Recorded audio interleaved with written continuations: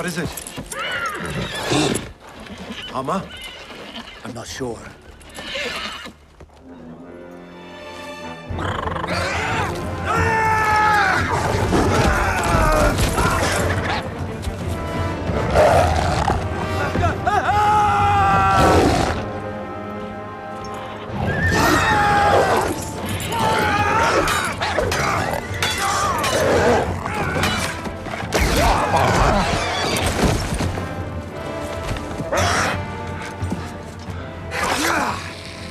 A scout!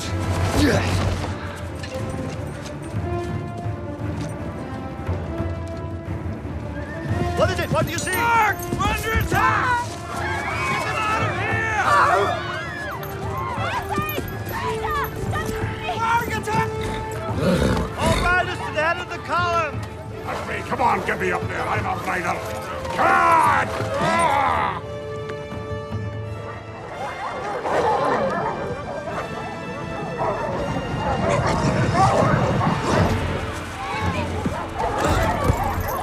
You must lead the people to Helm's Deep. And make haste. I can fight. No! You must do this. For me. Follow me! Ah! Forward! Forward! I mean, charge forward! Make for the lower ground. The other way! That's it! Go on! Stay together.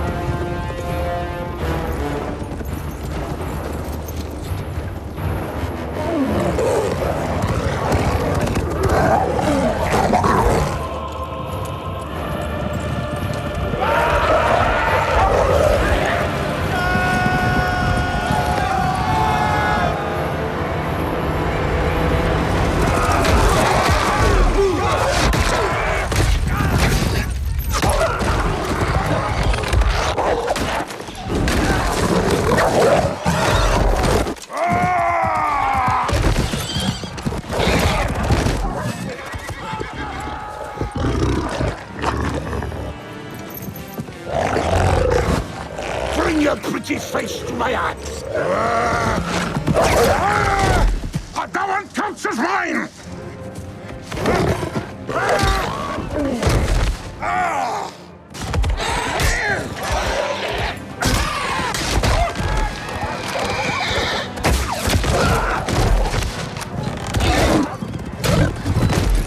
Stinking creature!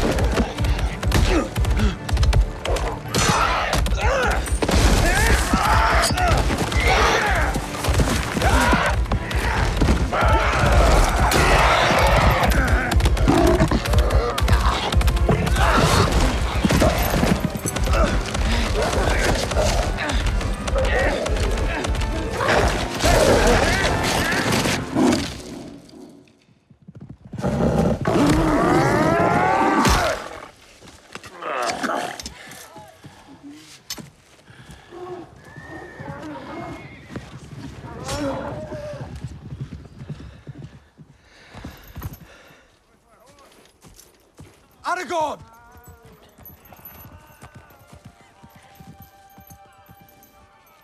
Aragorn!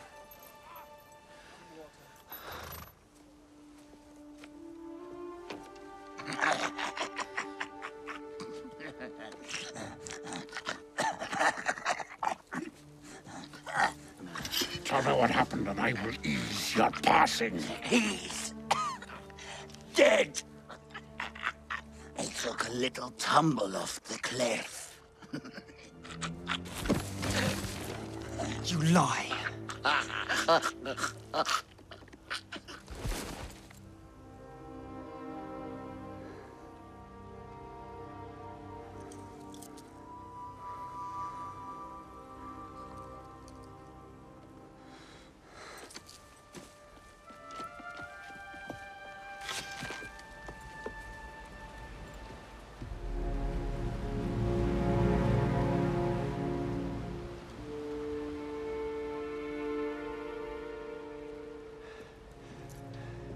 Get the wounded on horses. The wolves of Isengard will return. Leave the dead.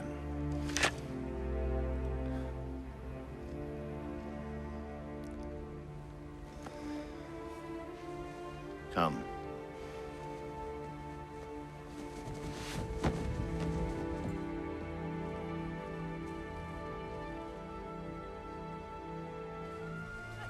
Helm's Deep. There it is, Helm's Deep. Oh,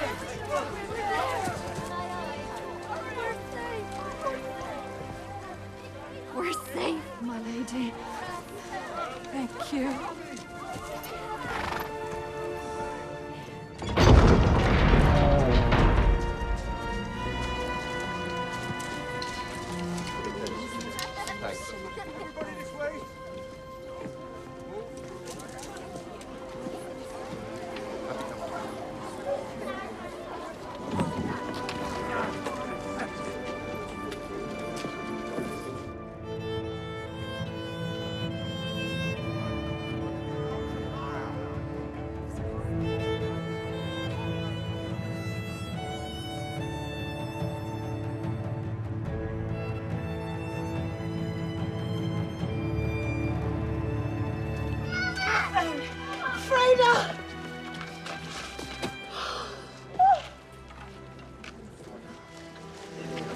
Where is the rest? This is all we could save, my lady. Take it to the caves. Make way for Theoden! Make way for the king!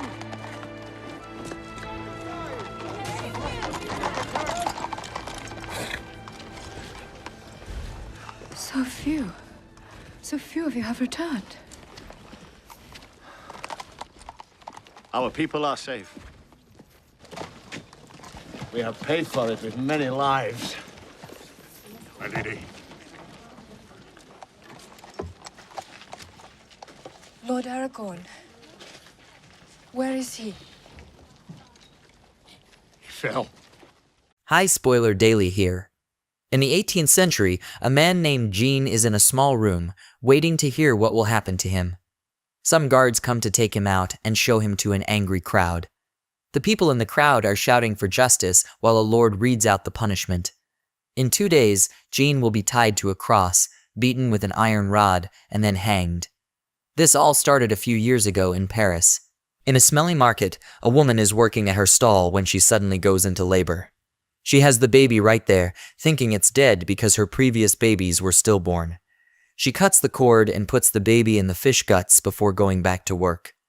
This baby is Jean, and he takes his first breath in the midst of all the bad smells.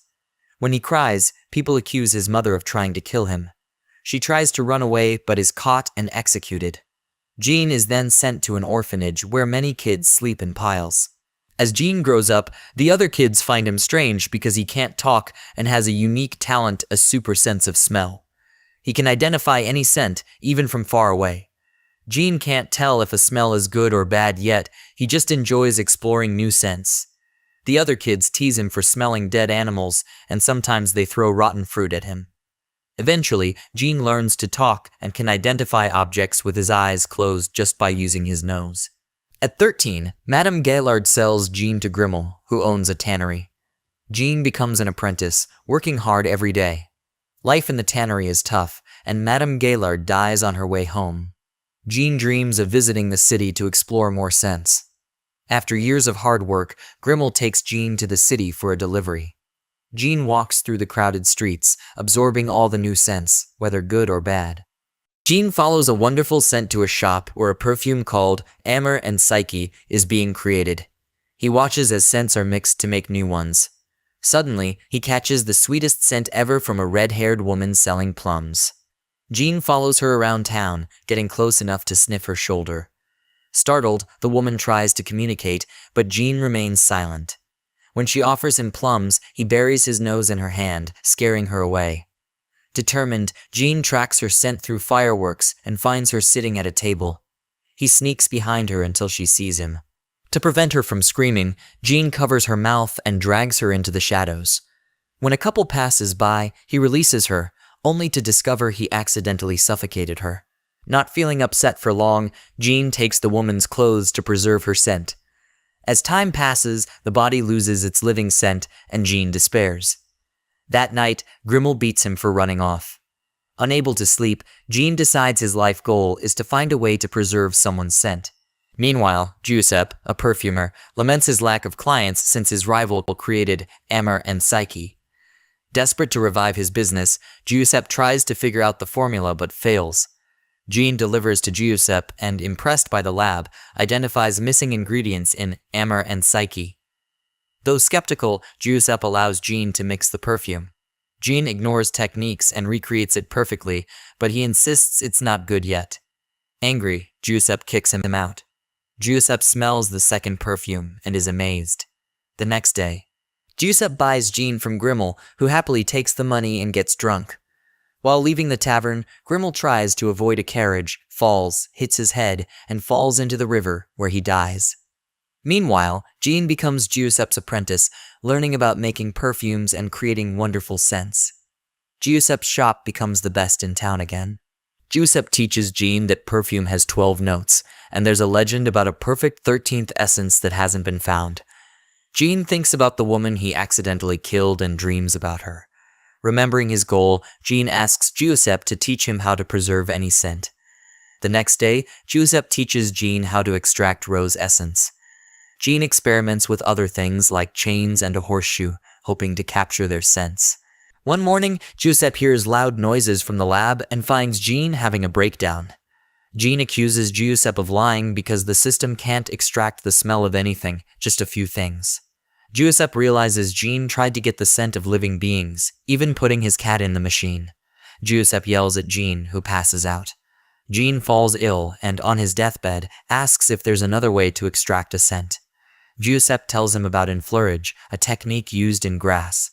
Jean gets healthy using this method. Now, Jean wants to go to grass, but needs proper paperwork. Giuseppe grants it in exchange for 100 new perfume formulas. After Jean leaves, Giuseppe feels happy, but suddenly his house crumbles and kills him. On his way to grass, Jean explores the countryside and decides to walk through the mountains for fresh air instead of taking short roads through various towns.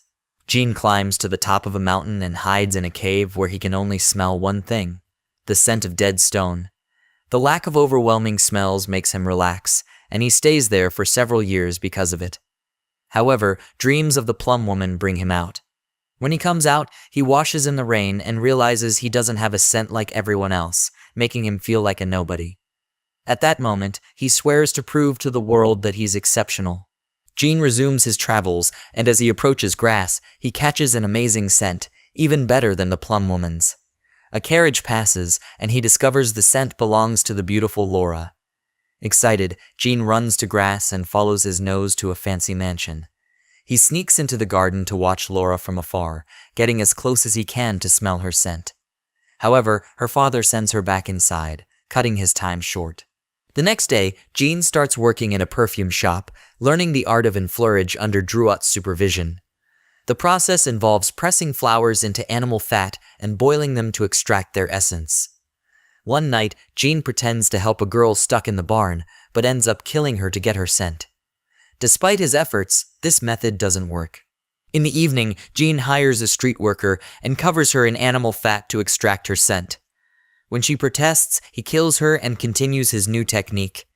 After a complicated process, he extracts the scent of a human being. The next morning, as locals find the abandoned body, Jean tests the scent by putting a drop on his hand. The woman's dog immediately runs to him, thinking it has smelled its owner. Happy with himself, Jean puts the scent he extracted in the first bottle out of 13, planning to create the perfect perfume by finding all the right notes. Later, he sneaks into Laura's birthday party to spy on her. They play hide and seek in the garden maze, and when Jean tries to catch her, she thinks it's part of the game.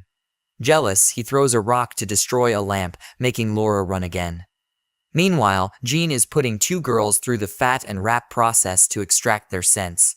Druad, their supervisor, smells the amazing scent on Jean's hand and becomes very docile. The next day, the 2 girls' bodies are found, but the council refuses a curfew. Despite this, Jean continues kidnapping and killing women. Fear and paranoia grip the town, leading to shootings. The bishop calls Jean a demon, but a man announces the killer is captured. Jean mixes the 12 essences and is pleased but knows he's missing the final 13th note. He wants Laura to be that final touch. Jean sneaks into the mansion at night, but Laura is safe. Jean follows Laura's scent to grass. Back in town, Druat finds the dead women's clothes and hair. Rich Eyes and Laura stay in a remote inn, but Jean tracks Laura's scent. He steals the key from Rich Eyes and reaches Laura, hesitating when she opens her eyes. The next morning, Rich Eyes finds Laura dead. Jean finishes extracting Laura's essence, creating the ultimate perfume. Jean is arrested, waterboarded by Rich Eyes, and sentenced to execution. On the day of execution, Jean opens the perfume, creating a captivating scent. The crowd falls to their knees in awe. Jean is declared innocent, but he uses the perfume to manipulate the crowd, causing a chaotic scene. In the end, Jean empties the perfume on himself, and the crowd devours him. The next morning, only Jean's clothes and a drop of perfume remain.